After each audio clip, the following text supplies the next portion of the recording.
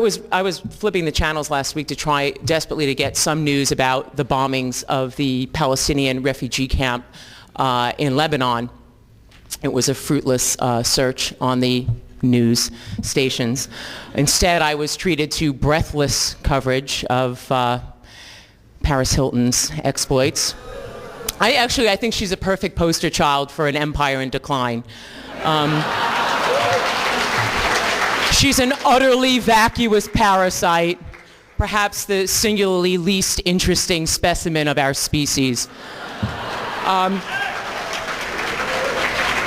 Which is why it is so important for us to have outlets of genuine news and journalism. It is so rare for us to have somebody on our side reach the bestseller list in the New York Times.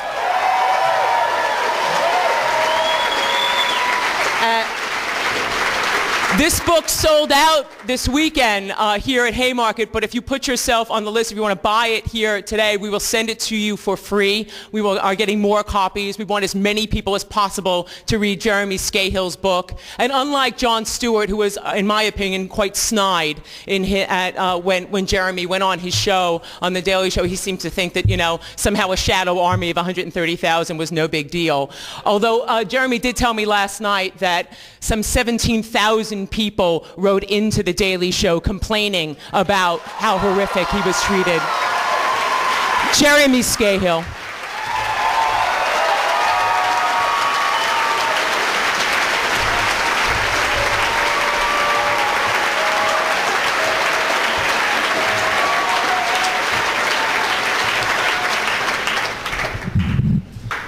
Yeah, Mr. Stewart.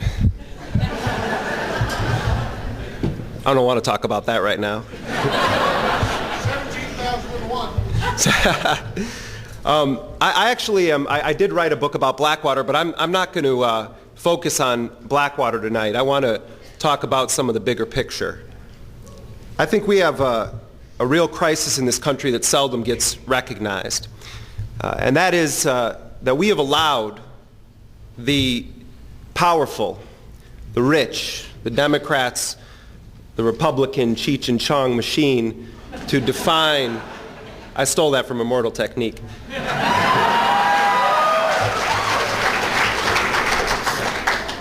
We have allowed for too long the rich and the powerful to define the political context through which we view the world.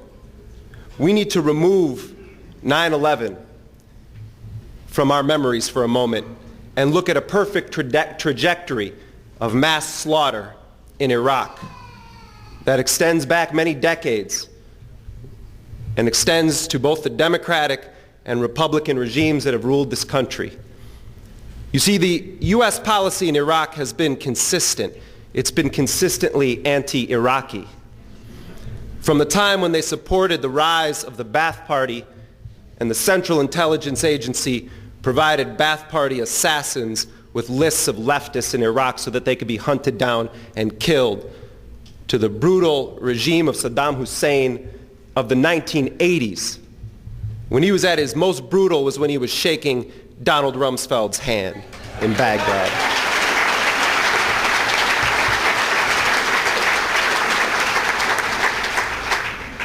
To the 1990s, where the George H.W. Bush administration systematically bombed the civilian infrastructure of Iraq, causing the country to fall into a spiral of chaos and bloodshed and carnage. And then the Clinton administration picked up from where the Bush administration left off and implemented the most brutal regime of economic sanctions in history. That was the weapon of mass destruction in Iraq of the 1990s. I started going to Iraq in 1998, when Bill Clinton was in power. And I don't know how many Americans are aware of this, but it was Bill Clinton who initiated the longest sustained bombing campaign since Vietnam under the guise of the so-called no-fly zones. They said, we're going to protect the Kurds in the north and the Shiites in the south. Some strange protection, dropping bombs on Kurds and Shiites and saying you're out there to defend their human rights. So we've seen this consistent bipartisan policy, and the fact of the matter is there didn't need to be any 9/11 to rampage Iraq. Iraq was being rampaged before there was a 9/11. And we know that it's an outright lie that Iraq had any connection whatsoever to 9/11. In fact, the interesting thing that happened is that the Democrats in 2002, we have to remember this, were in control of the U.S. Senate at a time when this country was debating the Iraq policy of the Bush administration. And Joe Biden was the chair of the Senate Foreign Relations Committee, and I was sitting here in Chicago at the office of Kathy Kelly in the Voices in the Wilderness campaign. And I was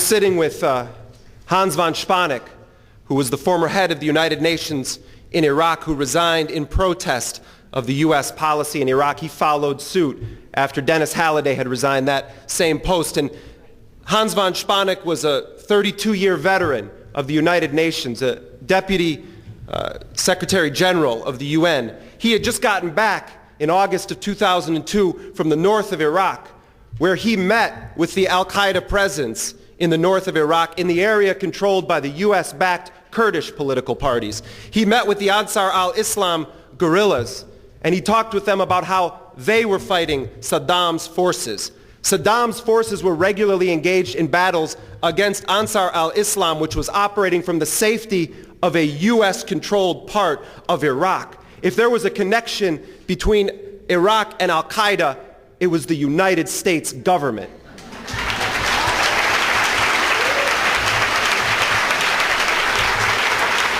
And we sat there in that office that day and we called repeatedly to the Senate Foreign Relations Committee when Biden was chairing these hearings, and they had one pro-war person after another pro-war person. The parameter of the debate was set at, do we bomb the hell out of Iraq or do we invade the country? And we said, we have a former Deputy Secretary General of the United Nations, the former head of the UN program in Iraq. He's just got back from meeting with the al-Qaeda presence in the north of Iraq, and we want to send him out there to testify, and they would not have Hans von Spanek go there. And that was Joe Biden and the Democratic Party in charge of the Senate Foreign Relations Committee.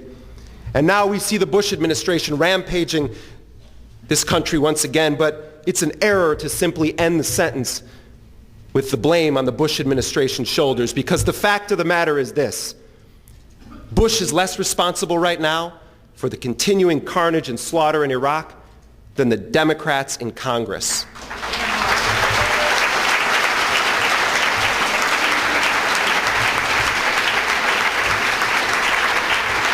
Representative Jack Murtha, who's often portrayed as being anti-war, which is a total farce. That man is not anti-war. Representative Jack Murtha said a couple of weeks ago, we need to bring accountability to an unaccountable war. No, Representative Murtha, we need to bring an end to an unaccountable war.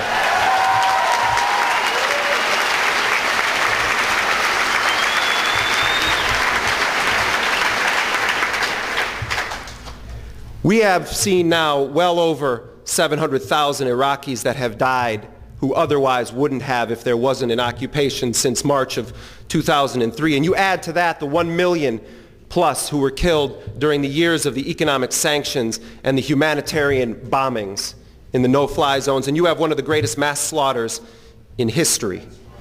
And the fact of the matter is right now that the Democrats hide behind this false rhetoric of we support the troops, we don't want to undercut the troops. Barack Obama, we don't want to play chicken with the troops. Well, let's talk about their support for the troops. I met Eli Wright, who's in the front row here from IAVW, and I met him out in Colorado the day that he started speaking out against the war publicly on the radio. And Eli and I talked, and he was describing to me how he was in Ramadi, which at the time was one of the most volatile areas in Anbar province in Iraq. And he said that he hadn't been in an armored vehicle, his Jeep, he was taking it and bolting steel to it, and that they were putting sandbags to try to protect themselves against improvised explosive devices. Those soldiers are running around with Vietnam-era flak jackets. Some of their parents are back home trying to raise money to get them real body armor. And then the Blackwater mercenaries whiz by, and they've got better armor, better equipment. They're the rock stars, the superheroes of Iraq. What do they mean, support the troops, when you have Blackwater mercenaries being paid more money than the Secretary of Defense of the United States to be in the same war zone as these kids right here? Who's supporting the troops? What troops? The Blackwater troops, the Dying Corps troops, the Armor Group troops, the 181 mercenary companies currently operating in Iraq? There's no coalition of willing nations in Iraq. There's a coalition of billing corporations.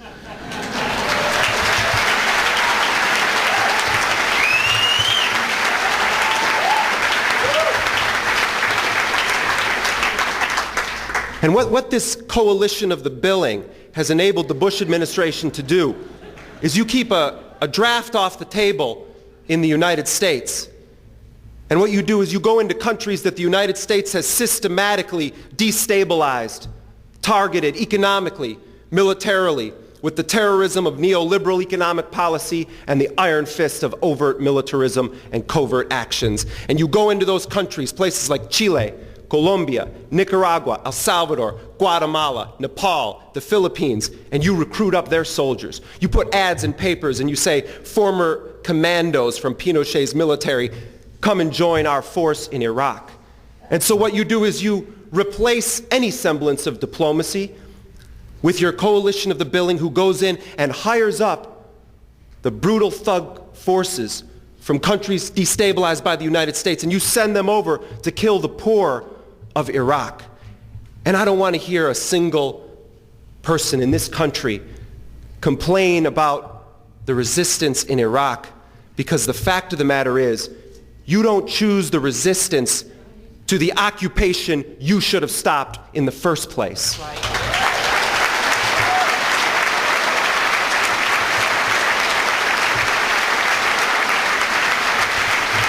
We hear the Bush administration demonizing Muqtada al-Sadr. And they say, Muqtada al-Sadr, we have to disarm his militia. No, you need to disarm the Blackwater militia, because Muqtada al-Sadr's people are Iraqis. They're not working for a neo-crusader named Eric Prince who believes the Bible's the only infallible word of God and has his heavily armed forces deployed in Iraq right now. I love those bumper stickers that I still continue to see. Don't blame me, I voted for Kerry. I blame you because you voted for Kerry.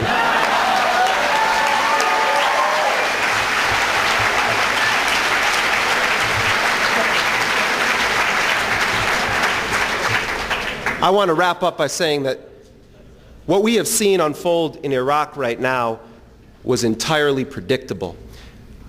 I went in and out of Iraq over the course of more than 5 years, and I met with Tariq Aziz many times, who is the deputy prime minister of Iraq, and the last time I met with him was in Baghdad in February of 2003. And never in any of my previous interviews with Tariq Aziz, who's now being forced to dig a hole in the ground as his bathroom.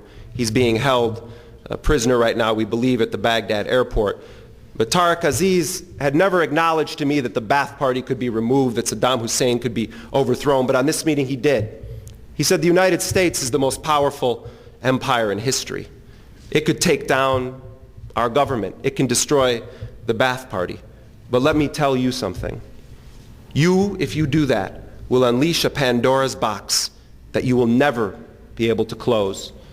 And what we have seen, Tariq Aziz said, is the United States wage a systematic war against Arab nationalism.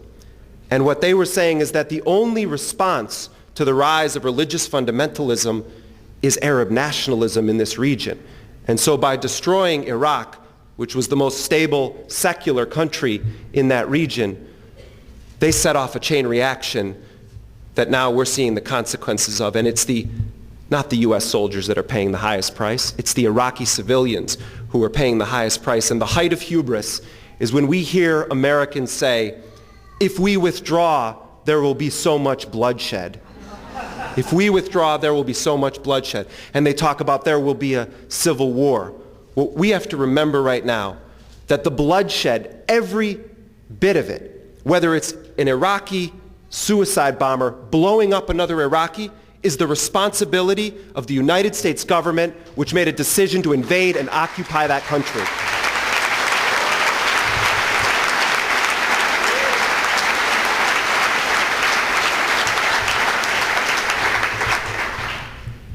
I want to say what a tremendous honor it has been to meet the veterans who are at this conference.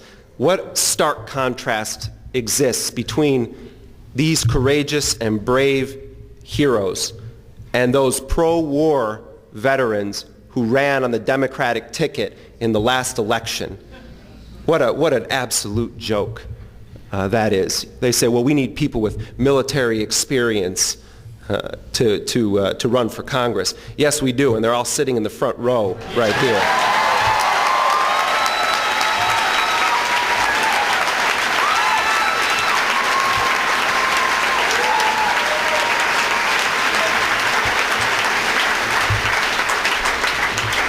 This conference has been one of the most uplifting experiences I have had since this invasion and occupation began. I have seen and talked with so many incredibly impressive young leaders. I think that we are seeing the rise or the re-rise of an incredibly vibrant anti-war movement in this country. I take great hope from the fact that Dar Jamail, the great unembedded reporter who so often puts his life on the line, has been here and sharing his firsthand experiences with us, and he remembers that in war the most powerful weapon is the truth. And Dar Jamail, it's an honor to have you here. And I love the fact that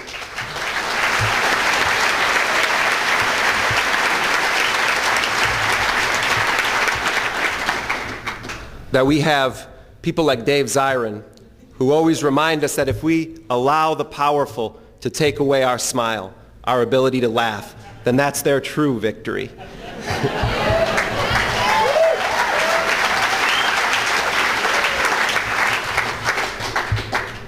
And I also want to say, and this is a departure from discussion on the Iraq, that it's an honor to be in the presence of so many people who had the will to survive the prison industrial complex in this country and are so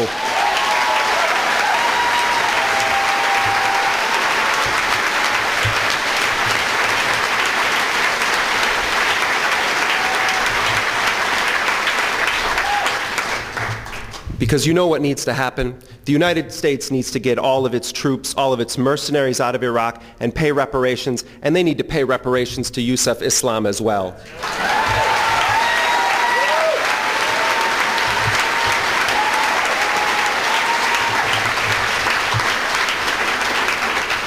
And the last thing I'll say is that I think we all have to remember something that actually Dan Berrigan, the radical Catholic priest, said about Dorothy Day, the founder of the Catholic worker movement. He said she lived as though the truth were true. And so whenever we feel like we're a small group of people, we have to remember that the world is on our side. We keep our humanity. We keep ourselves human beings by being resistors, by engaging in the struggle, by never allowing those in power to dictate who's a resistor, who's not a resistor. Victory is relative when you listen to the powerful. But we have a victory in our midst because the entire world is on our side. And so I say we call for an end to the death penalty in this country and the collective death penalty being meted out on the rest of the world by this criminal government.